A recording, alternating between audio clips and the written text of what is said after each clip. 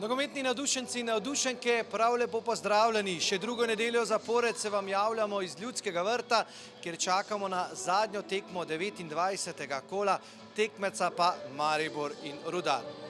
Po vrnitvi, po tistem dolgem korona premoru v osrednji obrambi. Še ena priložnost, Tavares, žoga je na koncu končala v mreži, z nekaj sreče tudi Tavares je padal v 14. minuti. Eden od Mariborčanov je na koncu morda celo Bajde vendarle spravil za hrbet Radana, ampak Maribor vodi z 1-0. Nekaj pritiska je v teh zadnjih minutah bilo. Bajdetu so torej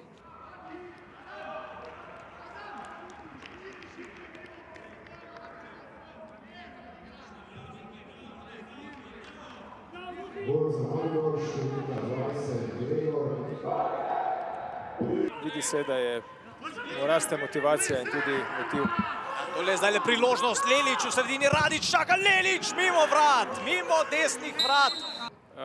To je nek proces, ki ga on uvaja, da ustraja na igri in tu znajo presenečati kot sedaj, s prestreženo žogo. Nova priložnost za protigolo, tole je še ena akcija, izjemna obramba Handanovića. Se skozi čakajo na dobljeno žogo in to jim je zdaj le uspelo in Radić lepo do Leliča, Lelič pa zadev je okvir vrat. Konkretna zamenjava, v katerih minutah, zaenkrat je dobro zadev, vse skupaj ni speljal. Tavares, gol Tavaresa, tudi z nekaj sreče. Žoga se je odbila od enega nogometaša v Rudarja. V 51. minuti Marcos Tavares z močnim strelom oddaleč, odbita žoga in 2-0 za Maribor.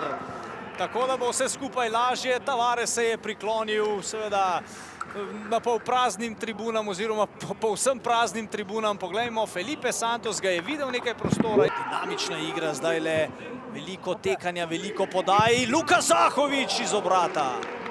Svoje sposobnosti. Dervišević, kje je žoga na robu? Spet blizu.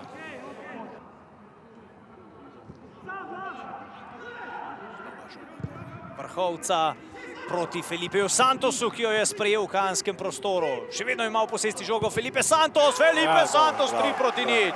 Kakšna lepa solo akcija po podaji vrhovca Felipeja Santosa in zmagovalec današnje tekme je zdaj le v začetku 77. minute znan. Felipe Santos je dosegal gol, njegov prvi v letošnji sezoni, skupno pa 3. za Maribor.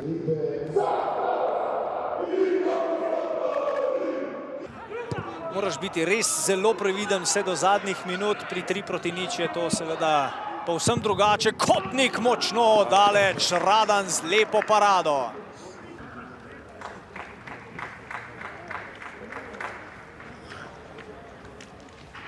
To samo rezultatski izgleda rutinska zmaga.